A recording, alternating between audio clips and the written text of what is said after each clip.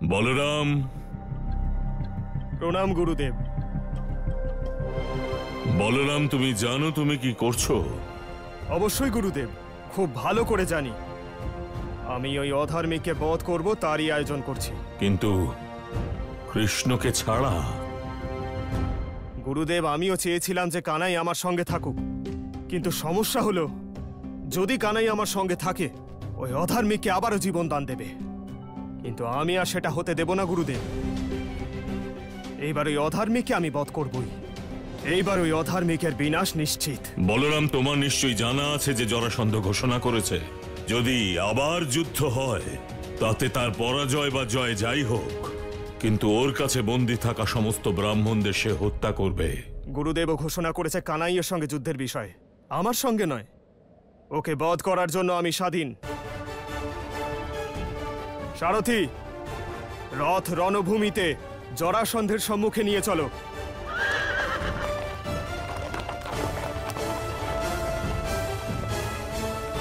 বলরাম, কৃষ্ণ জরাসন্ধের বিনাশের জন্য কোনো পূর্ব পরিকল্পনা নিশ্চয়ই করেছে। আমার ভয় হচ্ছে যে তুমি তার পরিকল্পনার বিপরীতে গিয়ে কোনো অনর্থের কারণ না হয়ে দাঁড়াও। অদ্ভুত ব্যাপার মহারাজ, এত সময় কেটে যাওয়ার পরে ওই গোয়ালা কৃষ্ণ এখনো রণভূমিতে এলো না। প্রতীক্ষা, প্রতীক্ষা ধূমকেতু। গোয়ালা কৃষ্ণ রণভূমিতে আসুক বা না আসুক, দুই পরিস্থিতিতেই পরাজয় ওরই হবে।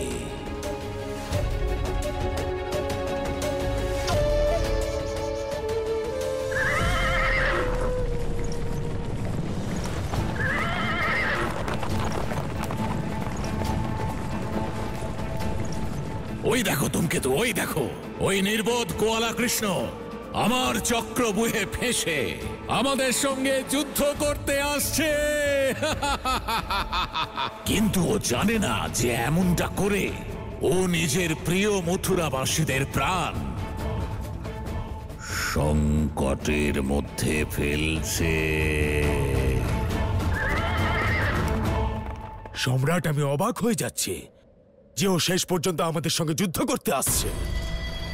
ওকে আরো কাছে তো আসতে দাও, হয়তো আমার কাছে আশ্রয় চাইতে আসছে আর সহস্র ব্রাহ্মণের প্রাণ রক্ষার আরজি জানাতে চাইছে। সারথি, আমার আর জরাসন্ধের রথের দূরত্ব তুমি যত তাড়াতাড়ি অতিক্রম করবে, শুধু সেটুকুই সময় বাকি আছে ওর মৃত্যুর। সেই জন্য রথ তীব্র গতিতে ওর দিকে নিয়ে চলো।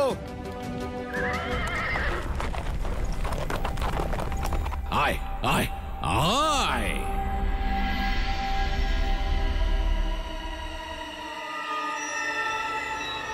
ধূমকেতু, দেখো তো কে আসছে।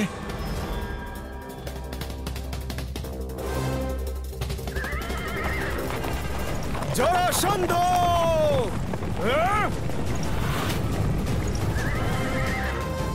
একই মহারাজ, ওই রথের উপরে তো কৃষ্ণই নেই, কেবল বলরাম আছে। বলরাম? এর অর্থ তো এমনও হতে পারে ধূমকেতু, ওই গোয়ালা কৃষ্ণ আমাদের দেখে এত ভয় পেয়েছে যে রণভূমিতে আসার সাহসী অর্জন করতে পারেনি। কিন্তু এটাও তো হতে পারে মহারাজ যে ও নতুন কোনো মায়া রচনা করছে। মায়া? সারথি, রথের গতি আরো তীব্র করো। আমি আর বেশিক্ষণ জরাসন্ধকে জীবিত থাকতে দিতে পারি না। আরো তীব্র গতিতে চলো। জরাসন্ধ! মহারাজ, ও তো রথ অন্যদিকে নিয়ে গেল। সারথি, জরাসন্ধ সম্মুখে, রথের দিক কেন পরিবর্তন করছো? সারথি, রথ থামাও, রথ থামাও।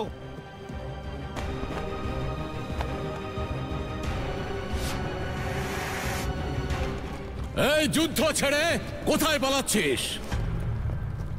হে মাধব, তুমি তো স্বয়ং নারায়ণ। একটা জরাসন্ধ কেন, সহস্র জরাসন্ধও তোমার সঙ্গে যুদ্ধ করতে পারবে না। তোমার নিজের ইচ্ছেতে জরাসন্ধের বধ হয়ে যেত। তাহলে মাধব এমন কি কারণ ছিল যে তুমি এই রণভূমি ত্যাগ করার সিদ্ধান্ত নিলে? হে পার্থ, একজন ক্ষত্রিয়ের ধর্ম কি জানো? নিজের প্রজা আর প্রিয়জনদের রক্ষা করা মাধব। সঠিক বলেছ পার্থ। একজন ক্ষত্রিয়ের প্রথম এবং শেষ লক্ষ্য রক্ষা করা, আর এই লক্ষ্য পূরণের একমাত্র উপায় হল যুদ্ধ। নিজের প্রিয়জনেদের জীবন রক্ষার জন্য যদি যুদ্ধক্ষেত্র ছাড়তেও হয়, সেটাও উচিত পার্থ। মাধব, যদি প্রিয়জনদের রক্ষা করাটাই পরম লক্ষ্য হয়ে থাকে, তাহলে এই যুদ্ধ কেন করছি? দুটি পরিস্থিতি আলাদা আলাদা পার্থ। সেই সময় পরিজনদের রক্ষা করাই ছিল ধর্ম, আর আজ ধর্মের রক্ষার জন্য পরিজনদের সঙ্গে যুদ্ধ করাই উচিত।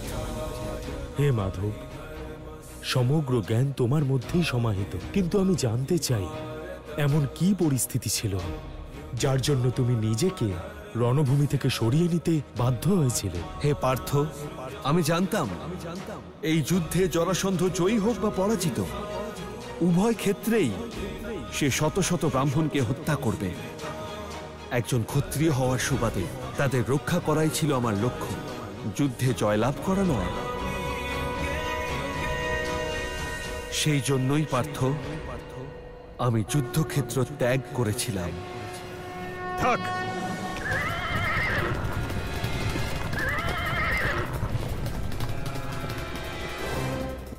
এই ধূমকেতু, ধরো এই কৃষ্ণকে। রণক্ষেত্র ছেড়ে পালিয়ে যেন না যেতে পারে। চার দিক থেকে ওকে ঘিরে ফেলো।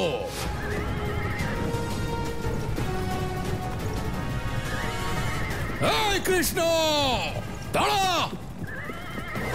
তোর মৃত্যু আজ নিশ্চিত। কোথায় পালাচ্ছিস? সারথি, রথ চালাও।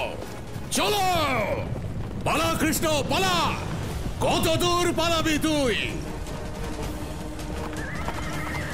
তুই যেখানেই যাবি এই জরাসন্ধ তোর পিছনে পিছনে যাবে। তুই নিজের মৃত্যু থেকে পালাতে পারিস কৃষ্ণ, জরাসন্ধের থেকে নয়। রথ চালাও। কানাই, কানাই, রথ থামাও। না দাদা, আমরা সঠিক দিকেই এগোচ্ছি।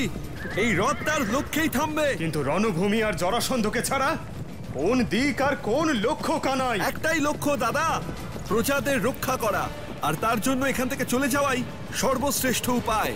কিন্তু কানাই, এরপর তো সমগ্র সংসার এই বলে অপমান করবে যে আমরা রণভূমি ছেড়ে পালিয়ে গিয়েছিলাম। আমাদের অপমানের থেকে অনেক বেশি গুরুত্বপূর্ণ দাদা প্রজা এবং ব্রাহ্মণদের রক্ষা করা, আর আজ আমি সেটাই করছি। রথ থামাও কানাই, থামাও। এই কাপুরুষ, রণভূমি ছেড়ে পালাচ্ছিস কেন?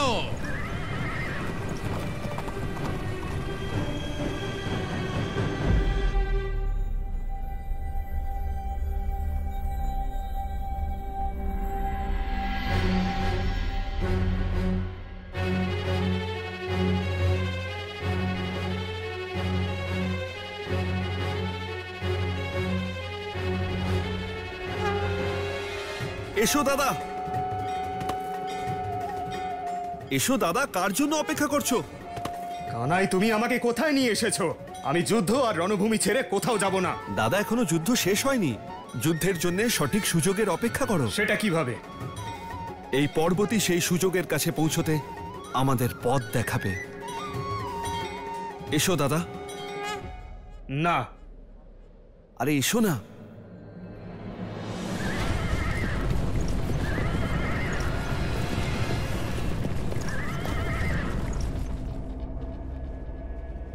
তাহলে এখানে রথ দাঁড়িয়ে,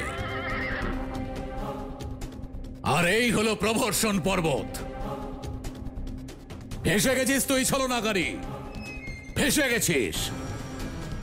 কারণ এই পর্বতের পরে যাওয়ার আর কোনো রাস্তা নেই, আর এই পর্বতের মধ্যে লুকিয়ে থাকার কোনো জায়গাও নেই।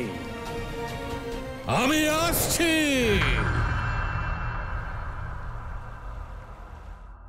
প্রজাগণ এবং রাজ্যের আধিকারিকগণ, আমি আপনাদের এই ব্যাপারে আশ্বস্ত করতে চাই যে আজকের পর জরাসন্ধ নামের এই ভয় চিরদিনের জন্য শেষ হয়ে যাবে।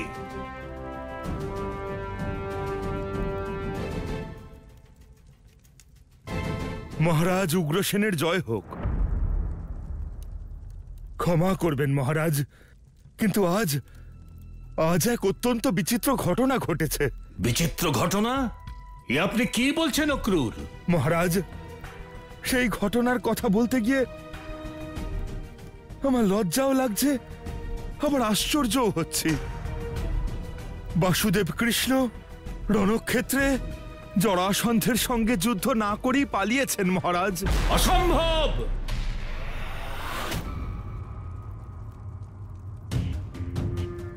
এটা হতেই পারে না অক্রূর। এ আপনি কি বলছেন? মহারাজ, আমি সত্য বলছি। বাসুদেব কৃষ্ণ যখন যুদ্ধক্ষেত্রে অগ্রসর হচ্ছিলেন, আমরা সবাই ভেবেছিলাম যে আজই সেই অধার্মিক জরাসন্ধের বিনাশ হবে। কিন্তু মহারাজ, হঠাৎই তিনি যুদ্ধক্ষেত্র ছেড়ে পালিয়ে গেলেন। উনি ওনার রথ ঘুরিয়ে একটি পর্বতের দিকে চলে গেলেন মহারাজ। মহারাজ, তার থেকেও লজ্জাজনক দৃশ্য ছিল যখন ওই অধার্মিক জরাসন্ধ বাসুদেবকে যুদ্ধক্ষেত্রে ফিরতে বলছিলেন মহারাজ। ক্ষমা করবেন মহারাজ, যদি রক্ষকী রণভূমি ছেড়ে পালিয়ে যায় তাহলে আমাদের মতো সাধারণ প্রজাদের জীবন কে রক্ষা করবে মহারাজ? যখন সূর্যাস্ত হয় তখন আমরা তাকে দোষ দিই না যে সে অন্ধকারকে ভয় পেয়ে পালিয়ে গেছে, কারণ আমরা জানি একটা নির্দিষ্ট সময়ের পরে সে আবার তার আলো নিয়ে প্রকাশিত হবে। সেই প্রকারে আমার পূর্ণ বিশ্বাস আছে যে বাসুদেব কৃষ্ণের যুদ্ধ ছেড়ে যাওয়ার পিছনে কোনো না কোনো পূর্ব পরিকল্পনা আছে, যাতে সময় এলে সে আমাদের সকলকেই রক্ষা করবে। অক্রূর মহাশয়, মহারাজ, আপনি কৃষ্ণের ব্যাপারে সমস্ত সংবাদ একত্রিত করে আমাকে জানাতে থাকুন। যথাজ্ঞা মহারাজ।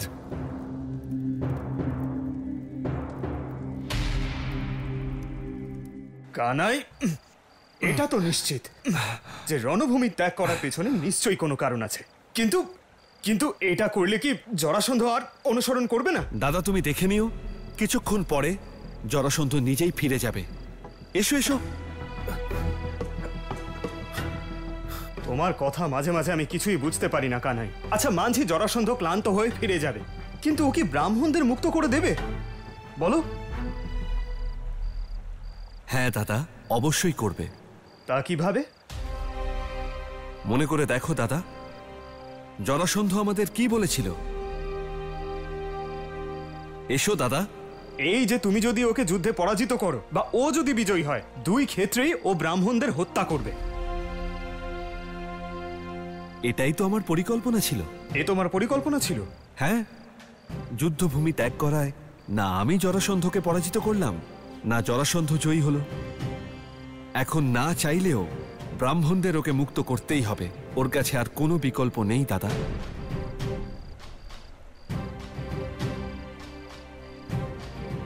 আচ্ছা, মানছি তুমি যেটা বলছো সেটা সম্ভব, কিন্তু আমি যতদূর জানি কানাই, ও তোমাকে অনুসরণ করা বন্ধ করবে না। সেটাই তো আমি চাইছিলাম দাদা, জরাসন্ধের মনোযোগ অন্যদিকে সরিয়ে দিতে। এবার তুমি দেখবে ও আমায় খুঁজে নিজের সময় নষ্ট করবে। সেসব তো ঠিক আছে কানাই, কিন্তু আমরা কতক্ষণ এই পর্বতে লুকিয়ে থাকবো? আমার প্রিয় দাদা, কোনো চিন্তা করো না, তুমি নিশ্চিন্ত থাকো, আমি এক্ষুনি আসছি।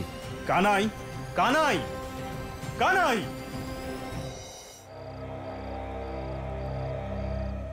জরাসন্ধ!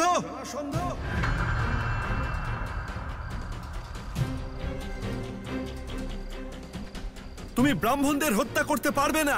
কেন পলাতক কৃষ্ণ? এই বিশ্বে এমন কে আছে যে মগধ সম্রাট জরাসন্ধকে আটকাবে? তুমি নিজেই নিজেকে আটকাবে মগধ সম্রাট জরাসন্ধ। তোমার প্রতিশ্রুতি তোমায় আটকাবে। কিভাবে? তুমি প্রতিশ্রুতি দিয়েছিলে যেই যুদ্ধে তোমার জয় হোক বা পরাজয়, উভয় ক্ষেত্রেই তুমি ব্রাহ্মণদের হত্যা করবে। প্রতিশ্রুতি তো আমি দিয়েছিলাম, এখন যদি এই যুদ্ধই না হয় তাহলে তোমার কিসের জয় কিসের পরাজয়? ছলনাকারী কৃষ্ণ, যতক্ষণ না এই মগধপতি জরাসন্ধ তোকে হত্যা না করছে ততক্ষণ সে এখান থেকে যাবে না, শুনেছিস তুই? কিন্তু তার জন্য তোমাকে এখানে আসতে হবে, উপরে চলে এসো, আমি তোমার জন্য অপেক্ষা করছি। ধূমকেতু, এই পর্বতকে চারদিক থেকে ঘিরে ফেলো আর এই ছলনাকারী কৃষ্ণকে বন্দি করে আমার সামনে নিয়ে এসো। ওকে হত্যা করবে না, কারণ ওকে আমি নিজের হাতে হত্যা করব। যাও।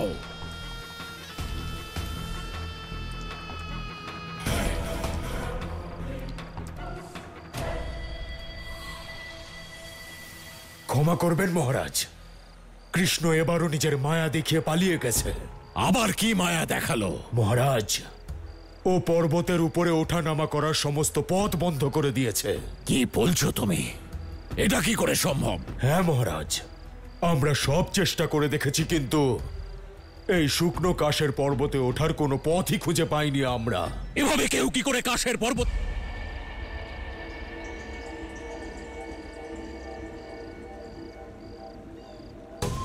কি বললে ধূমকেতু তুমি?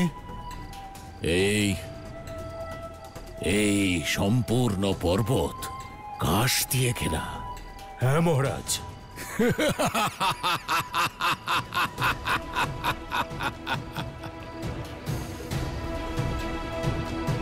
তাহলে তো এই মায়াবী কৃষ্ণের মায়ার কোনো অর্থই রইল না। উল্টে সে নিজেরই মায়াজালে ফেঁসে গিয়ে নিজের মৃত্যুর দিকে এগিয়ে চলেছে। মৃত্যু? কিন্তু কিভাবে মহারাজ?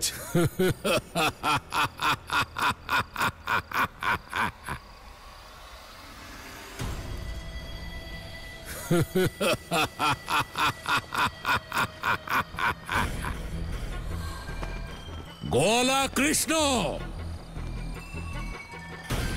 তুই যেখানেই থাকিস না কেন, শোন, এই সংসারে মানুষের মৃত্যুর পর তার অগ্নিদাহ করে অন্তিম সংস্কার করা হয়, কিন্তু এই মগধপতি জরাসন্ধ তোর জীবিত অবস্থাতেই তোর অগ্নিদাহ করে তোর অন্তিম সংস্কার করছে। অগ্নিবাণ!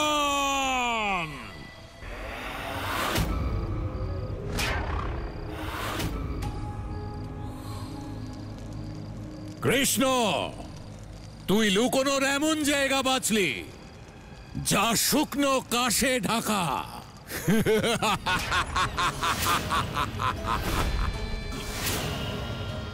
বাণ চালাও!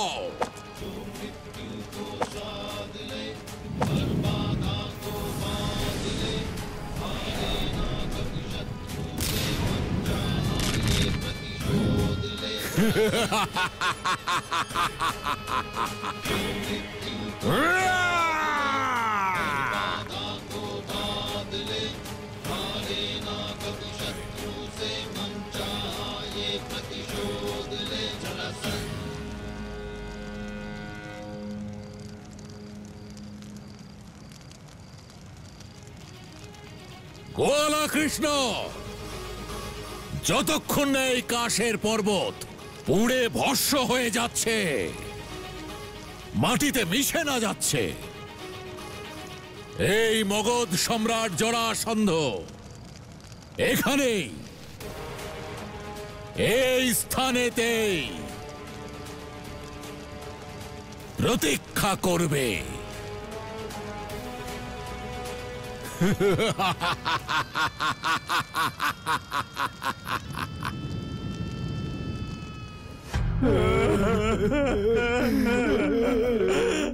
এটা কি করে সম্ভব অক্রূর মহাশয়? কৃষ্ণ শুধু আমাদের সবার রক্ষক নয়, আমার নাতিও, আমার হৃদয়ের একটা টুকরো। ওই তো একমাত্র আমাকে আর সমস্ত মথুরাবাসীকে দুষ্ট কংসের হাত থেকে মুক্তি দিয়েছিল। কংসকে বধ করেছিল যে শ্রীকৃষ্ণ, সে এক সাধারণ অগ্নিতে কি করে জ্বলতে পারে? এ অসম্ভব, এ হতেই পারে না। ক্রূর,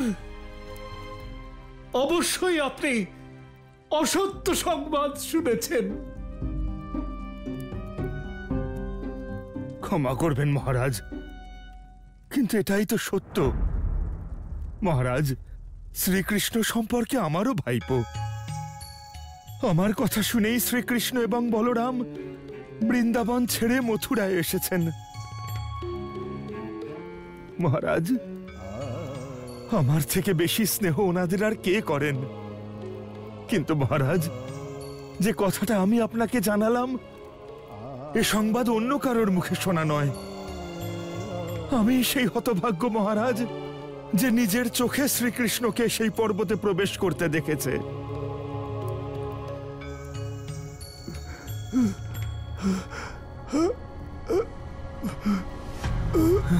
মহারাজ, মহারাজ, নিজেকে সামলান মহারাজ, নিজেকে সামলান। আসুন মহারাজ।